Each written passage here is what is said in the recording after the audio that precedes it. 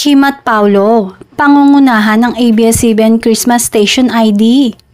Kagaya ng taon-taong nakaugalian, abangers ang mamamayang Pilipino sa Christmas Station ID ng ABS-CBN.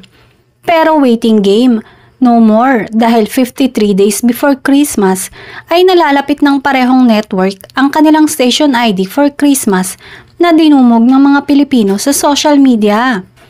Sino ba naman kasi ang hindi mag-aabang? Isa na kasi ito sa pinaka nagpaparamdam sa bawat bahay ng Christmas spirit o diwa ng Pasko. Nag-shoot na ang ilang kapamilya stars para sa 2024 Christmas Station at gaya ng inaasahan ay isa si Kim sa ipinakita upang kumanta sa taon ng Station ID.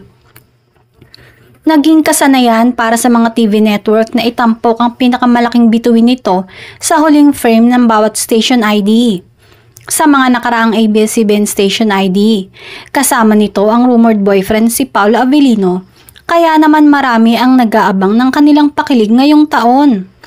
Komento ng netizens, of course, ang centerpiece ng Pasko ay ang idol nating lahat. The reason for the season waiting sa muling pagsasama ng Kim Pao. Ine-expect na lalong gagandahan ng Kapamilya Network ang Station ID nila.